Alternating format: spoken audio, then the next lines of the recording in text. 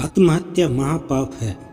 श्री कृष्ण कहते हैं, संसार में यदि पीड़ा ना हो तो मनुष्य को उसके बाद मिलने वाले अनंत सुख का अनुभव कैसे होगा। दुख, परेशानी, मुसीबत बहुत ही कष्टदायक होती हैं, परंतु इन्हीं की कारण ही हमें अपने जीवन का पूर्ण स्वाद मिलता है। इस मृत्युलोक में एक भी ऐसा मनुष्य नहीं है जिसे कोई भी किसी प्रकार का दुख ना हो, या जिसका जीवन पूर्णतः केवल और केवल सुखद ही हो। क्योंकि यदि सभी प्राणियों के भाग्य में केवल सुख ही रख दिया जाए तो सृष्टि का संतुलन बिगड़ जाएगा। मानव जाति अपने सारे संघर्षों से विमुख होकर निरंकुश हो जाएगी और इस भूमंडल पर अपना आधिपत्य स्थापित करने के लिए इस सृष्टि का अंतिम प्राणी भी अपने आप को असमय ही नष्ट कर डालेगा। क्योंकि जब सारे सुख उसे सहज ही प्राप्त होंगे तो मनुष्य का जीवन लक्ष्य विहीन हो जाएगा और परिश्रम शब्द से भी उसे घृणा हो जाएगी। अकर्मण्यता उसके हृदय और मस्तिष्क की स्वामिनी बन जाएगी और मनुष्य आलस्य, अनीति, अनाचार इन सब का केवल दास बनकर रह जाएगा। श्री कृष्ण कहते हैं, हे जीवात्मा, यदि इस संसार में तुम्हारी धन हानि, मान हानि या कोई बहुत बड़ी लक्ष्य हानि जो भी घटना घटित हुई हो या हो जाए, कभी भी स्वयं को ये संसार, ये अलौकिक देह त्यागने का आदेश मत देना। क्योंकि तुम्हारा ये निर्णय न तुम्हारे हित में है न तुम्हारे चाहने वालों की।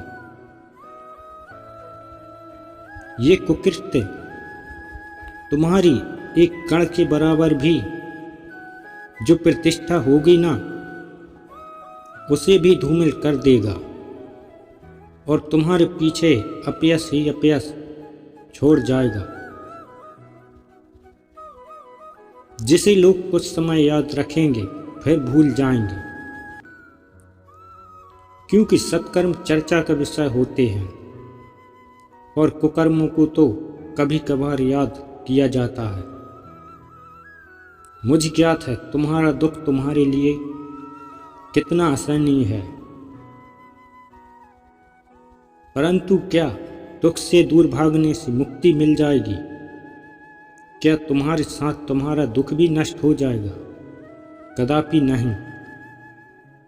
श्री कृष्ण कहते हैं, तुम यहीं देखते आए हो कि सच्चा वीर योद्धा कभी भी युद्ध के भय से या शत्रु के निर्मम प्रहार से या फिर हारने अथवा अपनी मृत्यु के भय से कभी भी नहीं घबराता।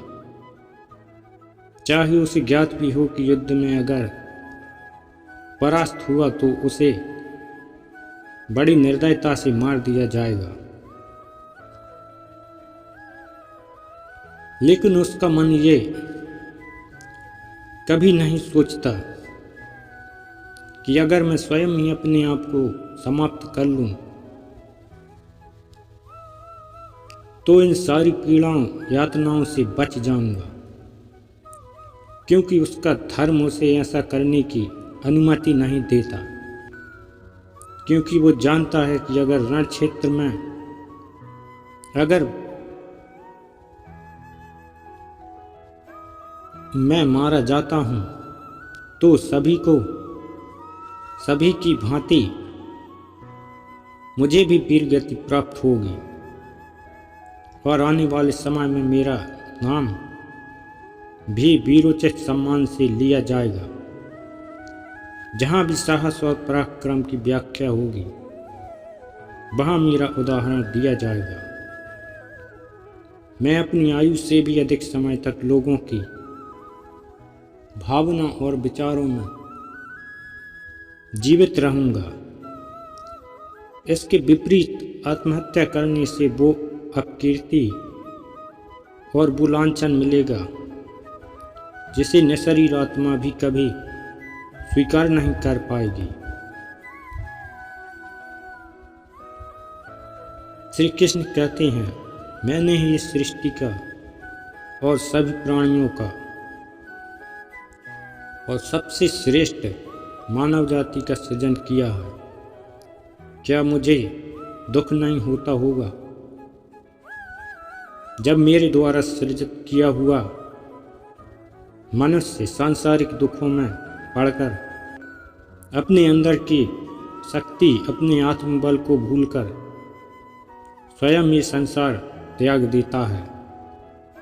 इससे मुझे मेरी निर्माण कला पर भी कभी कभी संदेह होने लगता है।